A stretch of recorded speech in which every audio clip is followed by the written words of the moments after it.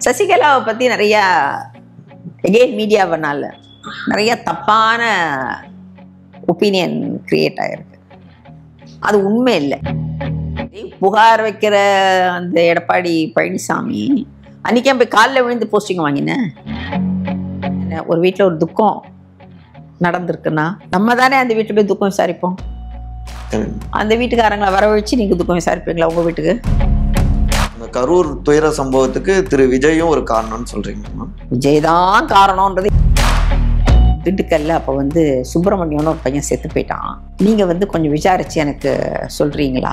இன்னைக்கோ செத்த ஒரு தொண்டனை ஞாபகம் வச்சுட்டு தலைவர், அவனுக்கு பண்ணின தலைவர், இன்னைக்கு செத்து போன வீட்டிலேருந்து நீ என்ன பாருடா, உனக்கு துக்கம் விசாரிக்கிறதுக்காக நீ என் வீட்டுக்கு வரோன்னு சொல்றோம் தலைவர். எப்பவுமே மற்றவங்க சொல்றதுக்கு நீ ரியாக்ட் பண்ணக்கூடாது. அப்படின்னா you are under there control. ஆனா நீங்க மற்ற மாநிலங்களை விட நம்முடைய தமிழ்நாடு நிறைய விஷயத்துல வளர்ந்துருக்கு அப்படின்னு இப்ப பேசுறோம் இல்லைங்களா? நல்லா வளர்ந்தும் சில மாநிலங்களை விட வளர்ந்துருக்கோம், சில மாநிலங்கள் அளவுக்கு வளரல, ரெண்டும் இருக்கு. நம்ம நடுவில் வருவோம். டாப் ஸ்டேட்டா வர மாட்டோம், பட் டாப் மோஸ்ட் ஸ்டேட்ல வருவோம். டி டாப்ல வர மாட்டோம், ஆனா டாப்ல இருக்க ஒரு முதல் 5-6 கட்டாயம் வரும். தமிழ்நாடுக்கு எப்பவுமே நமக்கு அந்த ஒரு அந்த கெப்பாசிட்டி இருந்திருக்குல்ல. வேட் குட் சீஃப் மினிஸ்டர்ஸ் காமராஜர்ல ஆரம்பிச்சு, அப்புறம் பொதுவாகவே இங்கே படிக்கணுன்ற எண்ணம் உண்டு. அதெல்லாம் இருக்கு. அதெல்லாம் இருந்ததுனால வளர்ச்சி இங்கே எப்பவுமே நல்லா தான் இருக்கும். நீங்க முழுமையான வளர்ச்சி வரணும்ன்றது தான் என்னோட ஆசை. 100% மார்க் வாங்கணும் அதை சொல்றீங்க. நமக்கு அந்த கெப்பாசிட்டி இருக்கு, பொட்டன்ஷியல் இருக்கு, அதை நம்ம யூஸ் பண்ணிக்கிறது இல்லை. ஜஸ்ட் பாஸ்லேயே தப்பிச்சிக்க வேணாம், 100 எடுங்க அப்படின்னு நீங்க சொல்றீங்க. 60+ வேணா 100 வேணும். சினிமா பைத்தியம் போகணும். தமிழ்நாட மெயினா கெடுக்கிறது அக்கார்டிங் டு மீ இந்த சினிமா பைத்தியம். நான் சினிமா அடிப்படையா வச்சு ஒன்னே ஒன்று கேட்குறேன். இது கான்ட்ரவர்ஷியலாக இருந்தாலும் எனக்கு அதை பற்றி கவலை கிடையாது, போட்டுக்கலாம். எடிட்லாம் பண்ண வேண்டிய அவசியம் கிடையாது. இப்போ கரூரில் 41 பேர் செத்து போகிறாங்க. பொதுவாக நம்ம நாட்டில் நம்ம எல்லார் வீட்லேயுமே கஷ்டம் என்ன, ஒரு வீட்டில் ஒரு துக்கம் நடந்திருக்குன்னா நம்ம தானே அந்த வீட்டுக்கு போய் துக்கம் விசாரிப்போம். அந்த வீட்டுக்காரங்களை வரவழைச்சு நீங்கள் துக்கம் விசாரிப்பீங்களா உங்கள் வீட்டுக்கு? நடந்ததா இல்லையா? இப்போ போயிடுவோம், உடனே நம்ம போயிடுவோம். நம்ம போவோம் இல்லை, நீங்கள் அதுதான் முறை இல்லை. அந்த எந்த வீட்டில் துக்கம் நடந்திருக்கோ அவங்களெல்லாம் என் வீட்டுக்கு வரவழைச்சு துக்கம் விசாரிப்பீங்களா? நடந்ததான் நடக்கலையா? இப்போ நடந்ததா நடக்கலையா? இப்போ நீங்க சொல்லுங்க பதில். நான் இப்போ உங்களை கேள்வி கேட்குறேன். நான் பேப்பர்ல படிச்சதுதான். உண்மைதான். யார் வீட்டிலலாம் துக்கம் நடந்ததோ அவங்களெல்லாம் கூப்பிட்டு வச்சு பேசினார். தப்பு இல்லையா? முறைன்னு ஒன்று இருக்கா இல்லையா? இல்லைன்னா அங்கே போனால் மறுபடியும் அந்த பாதுகாப்பு இந்த மாதிரி பல விஷயங்கள் இருக்கு. அதெல்லாம் சும்மா 1000 பவுன்சரோட போறீங்க. இப்போ சினிமாவில் விழாக்கு போனாக்கா ஏன் எம்ஜிஆருக்கெல்லாம் கூட்டம் சேர்த்தது இல்லையா? அவர் பப்ளிக்ல நடுவில் போனது இல்லையா? நான் எவ்வளோ இடத்துல பார்த்துருக்கேன். எவ்வளோ இந்த நேச்சுரல் டிசாஸ்டர்லாம் நடக்கும்போது கூட நின்று இருக்காரு. அப்போ இந்த மாதிரிலாம் தள்ளு முள்ளோட அப்படிலாம் ஏன்னா எல்லாம் இருக்கும். ஆனா இந்த மாதிரி மீடியா அந்த மாதிரி ஃபோக்கஸிங் இருக்காது. அது இல்ல, உடனே எடுக்காது இருக்காது. ஒரு போட்டோ, ஒரு ஸ்டில் போட்டோகிராஃப் வந்திருக்கும், அவ்வளவுதான். பட் டிவி கிடையாது. அப்போ இதே இது அப்போ நடந்திருக்கு. எம்ஜிஆருக்குலாம் இருந்தால் என்ன கூட்டம் வரும்ன்றீங்க? நேச்சுரலா சேர்ற கூட்டம், யாரும் சேர்த்து வைக்கிற கூட்டம்லாம் கிடையாது. ஆனா இந்த மாதிரி ஒரு சின்ன அசம்பாவிதம் கூட நடந்ததில்லை அவருடைய கூட்டத்துல. எப்படி அவர் கண்ட்ரோல் பண்ணார் மேடம்? அவருடைய அந்த ஆளுமை திறன் சொல்லுங்க. ஒரு பெரிய லட்சக்கணக்கில் 1000கணக்கில் கூட்டம் கூடினப்ப இவரு ஜனங்களுக்கு கண்ட்ரோலா இருந்தாங்க. சரி, ஒன் திங், நீங்க அந்த காலத்து ஒரு சினிமாவை பார்த்தீங்கன்னா அதுல வர ஹீரோ எப்படி இருப்பாரு? நான் இப்போ உங்களை இன்டர்வியூ பண்றேன். நல்லது பண்றவரா இருப்பாரு, நல்ல மனுஷனா இருப்பாரு, நல்ல வேலையில இருப்பாரு, நல்ல பொசிஷன்ல இருப்பாரு, அப்பா அம்மாவை மதிப்பாரு, நல்லது பண்ணுவாரு, இல்லையே திருத்த தான் ட்ரை பண்ணுவாரு. ஆமா, அப்படிதான் இருப்பாரு. இன்னைக்கு வர ஹீரோ எப்படி இருக்காரு? இல்லத்தனம்லாம் ஹீரோக்களுக்கு தான் இருக்கு. இப்போ எம்ஜிஆரோட க்ரௌட் அந்த மாதிரி இல்லை. அவரே ஒரு நல்ல மனுஷனா வராரு, நம்மளும் அந்த மாதிரி வரணும், நல்ல பையனா இருக்கணும், உத்தியோகத்தில் இருக்கணும், அப்பா அம்மா பார்த்துக்கணும், அந்த மாதிரி பண்ண இருக்கும்போது அடிச்சு பிடிச்சிட்டு போகிற அந்த நெரிசலில் வர வேலையெல்லாம் இருக்காது. ஏன்னா அவர் ஹீரோ, நீங்கள் அவரை நீங்கள் ஃபாலோ பண்ணுறீங்கன்னா அந்த குணாதிசயங்களும் உங்ககிட்ட இருக்கும். அப்ப இந்த கரூர் துயர சம்பவத்துக்கு திரு விஜயும் ஒரு காரணம்னு சொல்றீங்கம்மா? விஜய் தான் காரணம்ன்றது என்னோட ஒப்பீனியன். நான் அதுக்காக டிஎம்கே சப்போர்ட் பண்றேன்லாம் சொல்லாதீங்க. அப்படி நான் சொல்லிச்சுனாலும் எனக்கு பிரச்சனை இல்லை. முதல்ல லேட்டாக போயிருக்க கூடாது ஃபங்க்ஷனுக்கு. முதல்ல 4 மணிக்கு வரேன்னு சொன்ன ப்ரோக்ராமுக்கு 7 மணிக்கு போனா எல்லா க்ரௌடும் வந்து சேரும். ஆனா இப்ப சிபிஐ விசாரணைக்கு உத்தரவிட்டிருக்காங்க. இன்னொரு பக்கம் பிஜேபியோடைய டீம் அதுக்கெல்லாம் அதுல எல்லாரும் அரசியல் விளையாடுவாங்க. யாரோட ஒரு அலையன்ஸுக்கு வரும், என்ன சொல்றாங்க, எரிஞ்ச வீட்டுல என்ன கிடைக்கும்னு ஒரு பழமொழி இருக்குல்ல, அந்த மாதிரி இதுல எனக்கு என்ன லாபம் கிடைக்கும், என்னோட கூட்டணி வைப்பாரா விஜய், எனக்கு என்னால ஓட்டு வருமா, நான் அந்த மாதிரி ஆங்கிள் பார்த்து சொல்லலை. நான் I am not in active politics. நான் அந்த ஆங்கிள் நான் அதை பார்க்கல, நியாயத்தை பார்க்கணும்.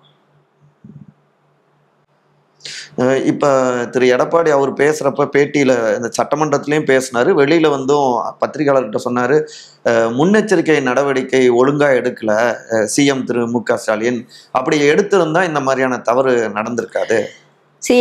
க்ரௌட் மேனேஜ்மெண்ட்ன்றது கொஞ்சம் கஷ்டம். நீங்க என்னதான் நீங்க வந்து க்ரௌட மேனேஜ்மெண்ட், நம்மகிட்ட எவ்வளவு போலீஸ் இருக்காங்க, ஒருத்தருக்கும் ஒரு கான்ஸ்டபிள் இருக்காங்க நம்ம ஊர்ல இல்லை. ஓகே, ஸோ அவ்வளோ போலீஸை வச்சுதான் நீங்க மேனேஜ் பண்ண முடியும். க்ரௌடு கிட்ட டிசிப்ளின் இருக்கணும். க்ரௌடு டிசிப்ளின்டா இல்லைன்னா உங்களால எதுவும் பண்ண முடியாது. க்ரௌடு டிசிப்ளினா இல்லாம முண்டி அடிச்சுட்டு போச்சுன்னா எவ்வளவு போலீஸ்காரன் போட்டாலும் உங்களால, அதனால காவல்துறையை நம்ம தப்பு சொல்ல முடியாது.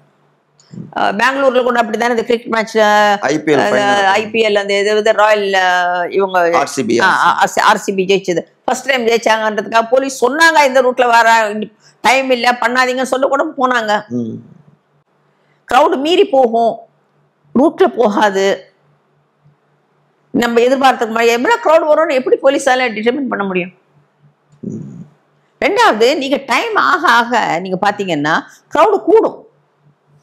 4 மணிக்குன்னு சொன்னா வராத க்ரௌடு 7 மணின்னு சொல்லும்போது வந்துடும். அதனாலதான் நிறைய அரசியல்வாதிகள் நீங்க பாத்தீங்கன்னா கூட்டம் போட்டீங்கன்னா 5 மணி அளவில் போடுவாங்க.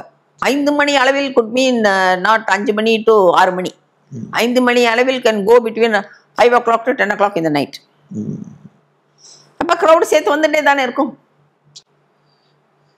அப்ப க்ரௌடு டிசிப்ளின்டா மாத்துறது அந்த கட்சியுடைய தலைவருடைய ஒரு வேலை. ஆமா, சொல்லிருக்கணும் க்ரௌட்ட சொல்லணும், நீங்க வந்தா இங்க வந்தா டிசிப்ளின்டா வரணும், நெரிசல்ல வந்து இது பண்ணக்கூடாது, லேடிஸ்க்கு இது பண்ணணும், லேடிஸ் குழந்தைங்களை கூப்பிட்டு வராதிங்க. நான் சொன்னாங்க, சொல்லியும் குழந்தைங்களாம் கூப்பிட்டு போயிருக்காங்க. சரி, நான் எப்படிப்பட்ட ஒரு தலைமையை நான் ப்ரொஜெக்ட் பண்றேனோ, சப்போஸ் நீங்க 3 பேர் என்னோட தொண்டர்கள்னு வச்சா, நான் எப்படிப்பட்ட ஒரு லீடர்ஷிப்பை நான் எங்கிட்ட நீங்க பாக்குறீங்களோ அதே தான் நீங்களும் எனக்கு திருப்பி கொடுப்பீங்க. அதோட ரிஃப்ளெக்ஷனா தான் நீங்க இருப்பீங்க. நான் டிசிப்ளின்டா 5 மணிக்கு வரேன்னு சொன்னா நான் 5 மணிக்கு வந்தேன்னாக்கா நீங்களும் 5 மணிக்கு வருவீங்க. நான் 5 மணிக்கு வரேன்னு சொல்றேன் 8 மணிக்கு வந்தா நீங்களும் அப்படிதான் இருப்பீங்க. நீங்க இதுக்கு முன்னாடி இந்த எம்ஜிஆர் அவர்களாகட்டும், இல்ல கலைஞர் ஆகட்டும், இல்ல ஜெயலலிதா, நாங்களா எவ்வளவு க்ரௌட் பார்த்துருக்கோம். அவங்க எல்லாம் இருக்கும்போது அந்த க்ரௌட்ல டிசிப்ளின் இல்லையா? அன்னைக்கு என்ன கூட போலீஸ்காரா இருந்தானே இல்லையே? இந்த மாதிரி எந்த அசம்பாவிதமும் நடக்கலையா? அப்போ எலெக்ஷன் ரேலி நடக்கலையா? அப்போ கூட்டம் நடக்கலையா? நான் will blame only the crowd. இந்த மாதிரி பைத்தியக்காரத்தனமா இருக்கிற க்ரௌடையும் அந்த லீடர்ஷிப்பையும் தான் நான் பிளேம் பண்ணேன். நான் மறுபடியும் அப்படியே பின்னாடி நான் போறேன், கொஞ்சம் ஃபிளாஷ்பேக் போயிடுறேன். நான் சொல்றது ரொம்ப அன்பாப்புலர், ஆனால் நான் ஐ ஃபீல் இதை நான் சொல்லணும்ன்றதுனால சொல்றேன். ஏன்னா இது யாரும் வந்து சொல்லலை, ஆனால் யாரும் சொல்லலைன்றதுனால அது தப்புன்னு ஆகாது. நிறைய பேர் மனசுல பட்டிருக்கோம். ஆனா எப்படி சொல்றது, ஒரு பாப்புலர் லீடரை நம்ம வந்து விரோதிச்சு, இதுல விரோதம்லாம் இல்லை, இது அவருக்கே ஒரு பாடமா கூட இருக்கலாம். உங்களுடைய அனுபவத்துல இருந்து சில விஷயத்த சொல்றீங்க, சரின்னு இருந்தா அவங்க எடுத்துக்கிட்டா அவங்களுக்கு எடுத்துக்கிறது எடுத்துக்காத அவங்களுடைய இதுதான். ஏன்னா இது மாதிரி ஒரு சம்பவம் நடக்கக்கூடாது இல்லைங்களா? நான் ஒன்று சொல்றேன், இந்த சமயத்தில் இதே ஈக்குவலா 1972 எம்ஜிஆரோட ஃபர்ஸ்ட் எலெக்ஷன் மதுரை திண்டுக்கல், மாயாத்தேவர் நிற்கிறார் ஏடிஎம்கே ஃபார்ம் ஆனதுக்கு அப்புறம். பயங்கர க்ரௌட். அதுல சுப்பிரமணியம்னு ஒரு பையன் செத்து போயிடுறான். உனக்கு அப்போ தான் கல்யாணம் ஆகி 6 மாதமோ 7 மாதமா இருக்கு. ஒய்ஃப் ப்ரெக்னெண்ட்டாக இருக்கான். செத்து போயிடுறான். அந்த கூட்ட நெரிசலில் ஒரு இதாகி அவன் வந்து அந்த பையன் செத்து போயிடுறான். இது நடக்கிறது 72ல். ஐ கோஸ் மதுரை கலெக்டர் 85 மேல ஒரு பெரிய கிளவுட் பர்ஸ்ட் ஆகி பயங்கர மழை. மே மாதத்தில் அப்படி மழை போட்டது, பயங்கர மழை போட்டுருது. அங்கே அந்த ஒரு அங்கே ஒரு சைடு மேலே இருக்கிற மேகமலை, அந்த சைடில் எல்லாம் பயங்கர ரைட், யாராலையும் போக முடியல. அப்போ வந்து சிஎம் அங்கே வராரு. இல்லை மழையில் அந்த பீரியடில், அதுக்கப்புறம் வராரு அவர் சிஎம் வராரு. அந்த யூனிவர்சிட்டி திறக்கிறோம், அந்த மதர் தெரசா விமென்ஸ் யூனிவர்சிட்டி திறக்கிறோம். அப்போ நாங்கள் அங்கேருந்து வந்து நிறைய ப்ரோக்ராம்ஸ் ஏற்பாடு பண்ணியிருக்கோம். சிஎம்காக வத்தலக்குண்டில் போட்டிருக்கோம். வத்தலக்குண்டில் டேர்னிங் எடுத்து இங்கே கொடைக்கானல் போனோம் அந்த யூனிவர்சிட்டி திறக்கிறதுக்கு. இப்படி போகும்போது நான், சிஎம், காளிமுத்து மினிஸ்டர் எல்லாம் ஒரே வண்டியில் ஒரே காரில் வரோம். அப்போ வந்து எம்ஜிஆர் என்கிட்ட சொல்கிறாரு வந்து, ஒரு நிமிஷம் அவர் எதுவும் பேசலை, மௌனமாக இருந்துட்டு அப்போ சொன்னார், இந்த இடத்துல தான் திண்டுக்கல்ல அப்போ வந்து சுப்பிரமணியம்னு ஒரு பையன் செத்து போயிட்டான். இந்த பொண்ணு சின்ன பொண்ணு, அப்போது கல்யாணம் ஆகி அப்போ தான் 6 மாதம் ஆயிருந்தது குழந்தை. அவங்களாம் இப்போ இங்கே எப்படி இருக்காங்க என்னன்னு தெரியலை, நீங்கள் வந்து கொஞ்சம் விசாரித்து எனக்கு சொல்கிறீங்களா அப்படின்னு. ஐ செட் ஓகே. ஆனால் என் மனசில் ஒரு தாட்டு, என்னடா இது 85, இது 72ல் நடந்தவருக்கு, அப்போ 72லேருந்து 85 வரைக்கும் அந்த பையனுக்கு என்ன நடந்ததுன்றத அவர் விசாரிச்சிருக்க மாட்டாரா என்ன? விட்டுட்டேன். வத்தலக்குண்டுல ஃபங்க்ஷன் நடக்க போகிறது, கொடைக்கானலில் முடிச்சுட்டு வந்துட்டோம். வத்தலக்குண்டுல க்ரௌட், பயங்கர க்ரௌடு. மதர் தெரசாவை பார்க்கவும் வந்திருக்கு நிறைய கிறிஸ்டியன் க்ரௌட், விச் பப்ளிக் மீட்டிங்லாம் வராத ஆளுங்க. எம்ஜிஆர் பார்க்குறது கேட்கவே வேண்டாம், ஒரு க்ரௌட் வந்திருக்கு. அப்போ நாங்கள் கீழே வந்து நிற்கும்போது ஸ்டேஜில் எம்ஜிஆர் என்னை கூப்பிட்டு சொன்னார், நான் ஸ்டேஜுக்கு வரல, நீங்கள் மதர் தெரசாவை கூப்பிட்டு போய் இன்ட்ரடியூஸ் பண்ணி விட்டு அவங்கள பேச சொல்லுங்கள். எனக்கு ரொம்ப கவலையாக போயிடுச்சு. நான் சொன்னேன், அது என்ன, அது எப்படி சிஎம் மேடைக்கு வராமல் வந்து நான் போய், ஏன் உங்களுக்கு ப்ரோக்ராமில் நாங்கள் சரியாக பண்ணலன்னு நினைக்கிறீங்களா? ப்ரோக்ராம் நல்லா நடத்தலையா? ஐயோ அப்படிலாம் சொல்ல, நீங்கள் நடத்தும் போது எப்படி நல்லா, நீங்கள் இங்கே வந்திருக்க க்ரௌடை பாருங்கள். நல்ல க்ரௌட், எப்போ உங்களுக்கு வர க்ரௌட் தானே, இதில் என்ன அதிசயம் அப்படின்னு. இல்லை பாருங்கள், கன்னியாஸ்திரிகள் அவங்கெல்லாம் வந்திருக்காங்க. ஸோ அவங்கெல்லாம் வந்து இப்போ நான் மேடையில் வந்தால் எனக்கு இருக்கிற க்ரௌடு சத்தம் போடும், தலைவர் அழகன்னும், அவங்களுக்குலாம் அன்ஈஸியாக ஃபீல் பண்ணுவாங்க. அவங்கெல்லாம் இந்த மாதிரி வந்து பப்ளிக் மீட்டிங்லாம் வராத ஆளுங்க. அவங்க இங்கே வந்திருக்கிறது மதர் தெரசாவை பார்க்குறதுக்கு, என்ன பார்க்குறதுக்கு இல்லை. அதை அவங்க கம்ஃபர்டபுளாக பார்க்கணும். நீங்கள் இன்னொரு லேடி, அதனால் போய் நின்னா அது வந்து அவளை டிஸ்ட்ராக்ஷனாக இருக்காது, இங்கே போங்க அப்படின்னாரு. அதுதான் காரணமா அப்படின்னு. ஆமான்னாரு. நான் மதர் தெரசாவை கூட்டு படி ஏறுறேன். அப்போ ஒரு லேடி அங்கே நிற்கிறான். அவள் போலீஸ்காரன் போமா, அவள் சொல்கிறா சிஎம் தலைவரை பார்க்கணும், தலைவரை பார்க்கணும், அதெல்லாம் பார்க்க முடியாது போன்னு போலீஸ்காரரை துரத்திட்டு இருக்கான். எனக்கு என்னமோ ஒன்று தோணித்து இருப்பான்னு சொல்லிட்டு, நீ யாருமா அப்படின்னு. எனக்கு தலைவரை பார்க்கணும். என்ன விஷயம் அப்படின்னு. திண்டுக்கல்ல செத்து போன சுப்பிரமணியோட ஒய்ஃப்னு சொன்னால் அவருக்கு தெரியும். எனக்கு அப்படியே ஆச்சரியமாக போயிடுது. நான் குடுகுடுன்னு கையை பிடிச்சி இழுத்துட்டு வந்துட்டு சிஎம் முன்னால் கொண்டு வந்து, இதுதான் சுப்பிரமணியத்தோட ஒய்ஃப் அப்படின்னு. அதுக்கு முந்தைய என்னை கேட்க சொல்லியிருந்தாரு, அவளுக்கு நீங்கள் அவளை பார்த்து அவளுக்கு வேறு ஏதான வசதிகள் பண்ணி கொடுக்கணுன்னா பண்ணி கொடுமா, கவர்மெண்ட் பெனிஃபிட்ஸை கொடுக்க முடியும்னா கொடு, கவர்மெண்ட் பெனிஃபிட்ஸ்லேருந்து கொடுக்க முடியாதுன்னு என்கிட்ட சொல்லி எவ்வளோ கொடுக்கணும்னு நான் ஏற்பாடு பண்ணுறேன். சரி. அப்போ அதை கூப்பிட்டு போய் கேட்டேன். ஆமாம், உன்னை பற்றி தான் பேசிகிட்டு இருந்தார் காரில் வரும்போது, உனக்கு என்ன ஹெல்ப் வேணும்னு கேட்டு சொன்னார். நான் அவர்கிட்ட சொல்லி உனக்கு அந்த உதவியை பண்ண சொல்கிறேன் சொன்னேன். என் வீட்டுக்காரர் இல்லைன்ற ஒரு குறையை தவிரமா எனக்கு எந்த குறையும் இல்லை. தலைவர் ஏன் உங்ககிட்ட அப்படி சொன்னார், என்னமோ எனக்கு எதுவுமே பண்ணாத மாதிரி, எனக்கு நிறையா பண்ணியிருக்காரேம்மா, அதுக்கு நன்றி சொல்ல தான் நான் இங்கே வந்தேன். எனக்கு எல்லாமே இருக்குது. என் ஹஸ்பண்ட் இல்லைன்ற ஒன்று குறையை தவிர எனக்கு எல்லாமே பண்ணி கொடுத்துட்டாருமா அப்போவே. இதுதான் பாருங்க அந்த குழந்தை அப்படின்னு காமிச்சார். சரிவா இப்படி காமிச்சார். அவருக்கு அவ்வளோ சந்தோஷம். சரிம்மா, உனக்கு நீ எது வேணுனாலும் கலெக்டர் மாட்ட கேளு அப்படின்னு சொல்லிட்டு. அதுக்கப்புறம் நான் அவரை கேட்டேன், நீங்கள் என்னமோ என்கிட்ட சொன்னதை பார்த்தா இந்த 72லேருந்து 85 வரைக்கும் ஒன்றும் பண்ணாத மாதிரி பேசுனீங்க, ஆனால் அந்த பொண்ணு சொல்கிறா இவ்வளோ பண்ணினீங்க, ஏன் என்கிட்ட அப்படி சொன்னீங்கன்னு கேட்டேன். என்ன இருந்தாலும் அன்னைக்கு தான் கல்யாணம் ஆன பொண்ணு ஹஸ்பண்டை இழந்துட்டா, அதனால எந்த காலத்துலையும் திருப்பி கொடுக்க முடியுமா? என்ன பண்ணியிருந்தா என்ன, அதுக்கு ஈடாகுமா? நான் எப்படி காம்பன்சேட் பண்ணேன் அப்படின்னா, அது தலைவர். என்னைக்கோ செத்த ஒரு தொண்டனை ஞாபகம் வச்சுட்டு இருந்த தலைவர், அவனுக்கு பண்ணின தலைவர். இன்னைக்கு செத்து போன வீட்டிலேருந்து நீ என்ன வந்து பாருடா, உனக்கு துக்கம் விசாரிக்கிறதுக்காக நீ என் வீட்டுக்கு வரோம் சொல்றோம் தலைவர். என்ன கம்பேரிசன்? கிட்டத்தட்ட ஒரு 30-40 வருஷத்தை ஒரு 10 நிமிஷத்துல எங்க முன்னாடி கொண்டு வந்து அப்படியே ஸ்கிரீன்ல காமிச்சிட்டிங்க மேம். என்ன எப்படி இருக்கணும், இனி வரவங்களுக்கும் ஒரு இதுதான் உண்மையான சரியான அரசியல் சொல்லி கொடுத்த மாதிரி. புதுசா வந்தவங்க நிறைய பேப்பர் ஓனருக்கு ஒரு தனிப்பட்ட வியூ இருக்கலாம், ஆனா அது பேப்பர்ல ரிஃப்ளெக்ட் ஆகக்கூடாது. உண்மை என்னமோ அதை எழுதணும். As a editor of the paper my duty is different from my role as a leader of party. நான் ஃப்ளாஷ்பேக் போகணும்னு சொன்னேன், நான் நீங்களே ஃப்ளாஷ்பேக் எல்லாத்தையும் ஸ்டார்ட் பண்ணி புதுசாக நீங்கள் அதில் சொல்லிட்டீங்க. இப்போ நான் மறுபடியும் அதே ஃப்ளாஷ்பேக்கு நான் வரேன் மேடம். நீங்கள் ஜெயலலிதா அவங்களோட ஒர்க் பண்ணியிருக்கீங்க மேம். நல்லா ஜெயலலிதா அப்படின்னு அவங்க ஜெயலலிதா அம்மா அப்படின்னு சொன்னாலே கூடவே நம்ம திருமதி வி.கே. சசிகலா அவர்கள், அவங்க 2 பேரும் இணை பிரியாத தோழிகள் அப்படின்லாம் பேசப்படுது. ஆனால் முதல்ல அவங்கள நீங்கள் தான் ஜெயலலிதா அம்மா அவங்ககிட்டயே அறிமுகப்படுத்துனீங்க அப்படின்னாங்க.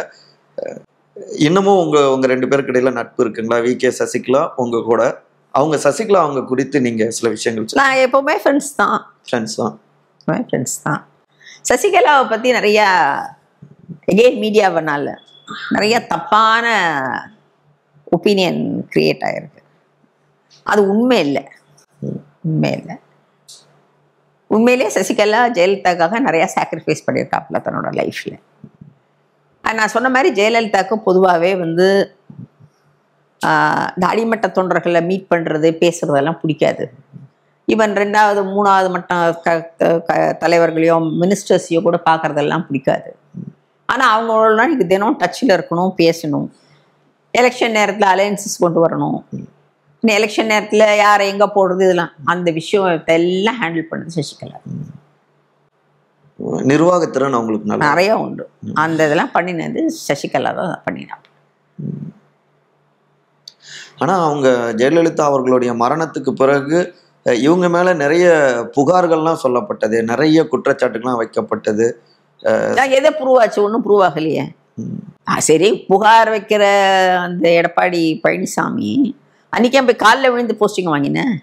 அந்த அளவுக்கு நான் நியாயமான பர்சன், நான் வந்து ஜெயலலிதாக்கு மட்டும்தான் நான் இதாக இருப்பேன் அப்படின்னு சொல்லியிருந்தா அன்னைக்கு அந்த அந்த பேப்பர் கட்டிங் எல்லாருக்கிட்டையுமே இருக்குமே உங்ககிட்ட. காலில் விழுந்து ஏன் வாங்கணும்? ஸோ அதனால ஒருத்தர் குறை சொல்றதுன்றது ரொம்ப ஈஸி. ஆனால் இன்னைக்கு அங்கே தலைவராக இருக்க எல்லாருமே முன்னுக்கு வந்து சசிகலாவால் தான். அது எடப்பாடியாகட்டும் மற்றவங்களாகட்டும், அவங்க எல்லாருமே வந்து அந்த பொசிஷனை ரீச் ஆனதுக்கு ஒரு மெயின் காரணம் சசி. இப்படி சொல்லலாம், கிரவுண்ட்ல இருக்கிறவங்கள ஜெயலலிதா அவங்களுடைய அந்த தலைமையோடு கனெக்ட் பண்ணதுல ஒரு முக்கியமான அது ஒரு பாலமா இருந்ததுல வந்து ஒரு பிரிட்ஜா இருந்ததுல சசிகலாவோட ரோல் ரொம்ப மிகப்பெருசு. இன்னைக்கு கூட நினைச்சா ஏன் சசிகலா வந்து வேற கட்சி ஆரம்பிக்கல? இன்னைக்கும் வந்து she doesn't want to break ADMK. ஆனா வேற கட்சி ஏன் ADMK அவ்வளவு நல்லா பண்ணலையே? பார்லிமெண்ட் எலெக்ஷன்ல எங்க நிறைய இடத்துல பிஜேபிக்கு செகண்ட் தேர்ட் தானே வந்தாங்க அவங்க. ஆமா, டெபாசிட்டே இழந்தாங்க. இதுல எல்லாம் டெபாசிட்டே இல்லாம போச்சு. ஏன்னா அடிமட்ட தொண்டன் இன்னும் வந்து சசிகலாவா மதிக்கிறான். ஏன்னா அவனோட ஹேண்டில் பண்ண ஆள். உங்களுக்கு எங்கிட்ட டைரக்ட் கான்டாக்ட் இருந்தால் தான் உங்களுக்கு எங்கிட்ட ஒரு ஒரு புரிதலும் உங்களுக்கு ஒரு ரிலேஷன்ஷிப்பும் உருவாகும். அந்த ரிலேஷன்ஷிப் உருவாக்கினது வந்து சசிகலா. அதனால அதுக்கு இந்த வில்லேஜ் லீடர்ஸு மற்ற தலைவர்கள் இருக்காங்கல்ல அந்த ஏரியாவில், அவங்களுக்கெல்லாம் சசிகலாவோட தான் பழக்கம் இருக்கு. அவங்கெல்லாம் வந்து எடப்பாடிக்காக வேலை செய்ய மாட்டாங்க. இல்லைன்னா அவங்களும் ஒரு பெரிய பவர். அதனால அவங்கள அந்த கட்சிக்குள்ள கொண்டு வரலன்னா அது ஏடிஎம்கேக்கு தான் நஷ்டம்.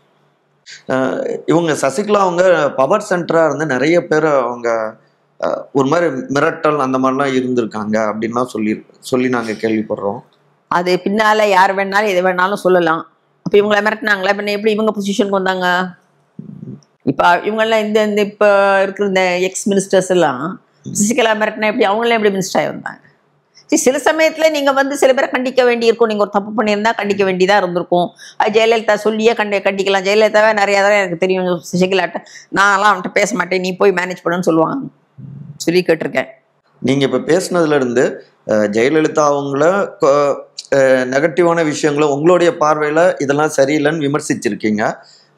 அவங்களுடைய உயிர் தோழியா இருந்த சசிகலா அவங்கள பாசிட்டிவாவே தொடர்ந்து பதிவு செய்றீங்க. எப்படி? ஏன் அதுல என்ன, அதுல முரண்பாடு என்ன இருக்கு? ஒரு முரண்பாடும் இல்லையே.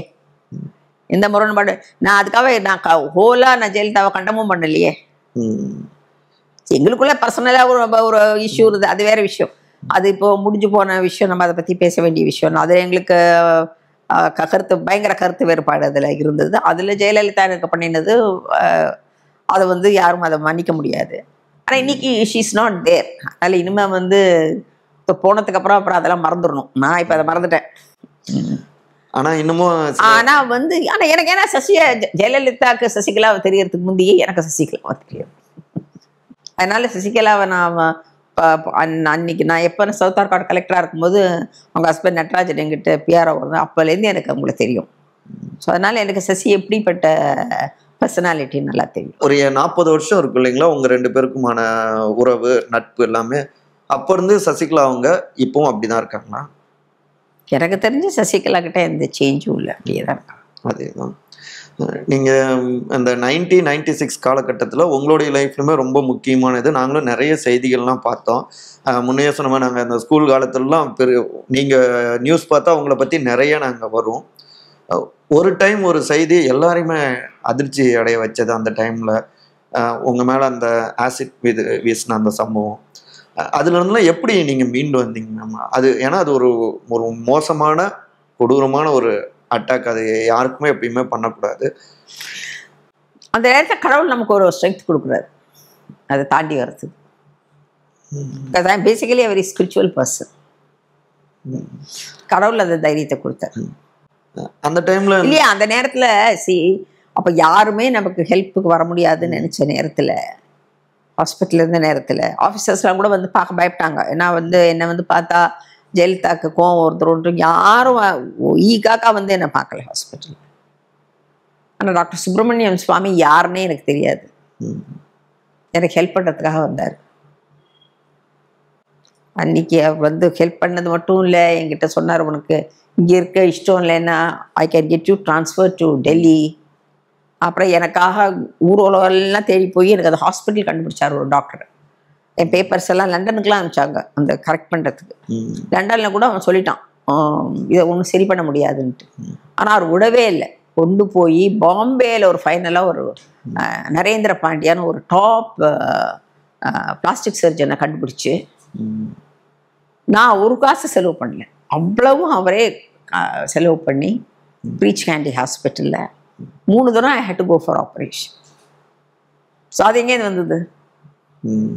ஸோ ஒரு இடத்துல நமக்கு பாதகம் வந்தாலும் இன்னொரு இடத்துல யாருக்குமே அவருக்கு நான் ஒன்றுமே செஞ்சது கிடையாது, அவர் யாருன்னே எனக்கு தெரியாது.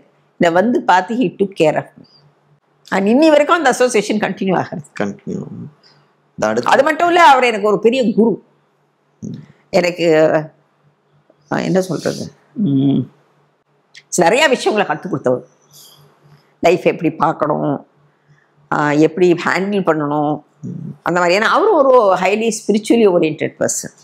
அதனால அது வந்து எப்பவுமே சொல்லுவார் என்கிட்ட, எப்பவுமே வந்து மற்றவங்க சொல்றதுக்கு நீ ரியாக்ட் பண்ணக்கூடாது, அப்படின்னா you are under there control. Jayalalithaa உன்னை பற்றி தப்பாக சொன்னான்னா அது உனக்கு கோபம் வருதுன்னு தெரிஞ்சா ஜெயலலிதா வில் பி டபுள்லி ஹாப்பி. ஓ, நான் சந்திரலேகாவை பற்றி ஏதோ சொன்னேன் அதனால அவளுக்கு கோபம் வந்துருதுன்ட்டு இக்னோர் பண்ணிட்டு போயிட்டே இரு. நீ பண்ணது ரைட்டுன்னு தெரிஞ்சா அது கரெக்ட். ஸோ அந்த மாதிரி எனக்கு லைஃப்ல நிறையா கற்றுக் கொடுத்தவர். அந்த டைம்ல அந்த அவர் அன்னைக்கு இல்லைன்னாக்கா என்னால் இதுல மீண்டு வந்துக்க முடியாது. ஹாஸ்பிட்டல் அதெல்லாம் என்னால் எப்படி கண்டுபிடிச்சிருக்க முடியும்? எல்லாருமே பயந்துட்டு இருந்த ஒரு நேரத்துல தைரியமா எனக்கு வந்து அதனால என்ன அன்னைக்கு என்ன யூஸ்? நான் ஒன்றும் பெரிய பொலிட்டிக்கல் ஃபிகர்லாம் கிடையாது, ஒரு பாதிக்கப்பட்ட அதிகாரி அவ்வளவுதானே. ஆனாலும் அதுக்காக பாதிக்கப்பட்ட அதிகாரிக்கு வந்து நின்னார்ல, அது ஒரு அது ஒரு பெரிய காட்ஸ் கிஃப்ட் இல்லையா? எங்கே நான் எதிர்பார்த்திருப்பேன்? உங்க மேல இப்படி ஒரு அட்டாக் பண்ற அளவுக்கு என்ன ஒரு காரணம், என்ன தேவை இருந்தது? அதான் சொன்னேனே, ஜெயலலிதாக்கு தன்னை எதிர்க்கிறவங்களை யாரும் பிடிக்காதுன்ட்டு.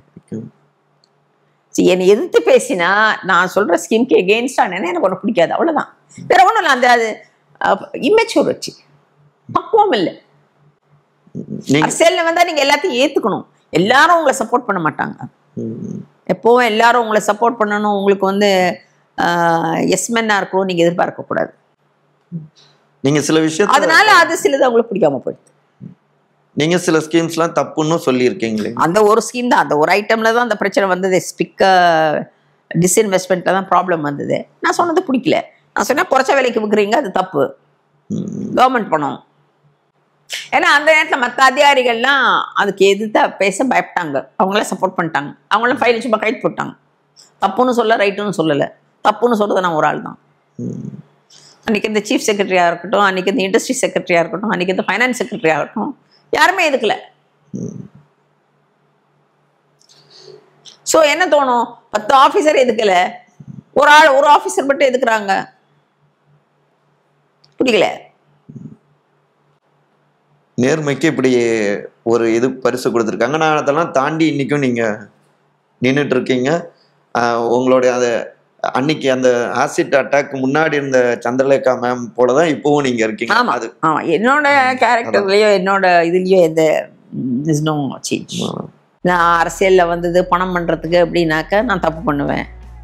இல்ல நான் மக்களுக்கு நல்லது பண்ண வந்திருக்கேன், இதுதான் கரெக்ட்னு நினைக்கிறேன், இதை தான் பண்ணுவேன், மக்கள் இதை ஏத்துக்கல அப்படின்னாக்க சரின்னு விட்டுட்டு நான் விலகிடுவேன். அவ்வளவுதான். அந்த தைரியம் இருக்கும். எம்ஜிஆர் அவர் ஏற்கனவே சொல்லியிருக்காரு, அம்மா கிட்ட கொஞ்சம் ஜாக்கிரதையா இருக்கணும் அப்படின்னு சொல்லியிருக்காரு. அது வாஸ்தவம்.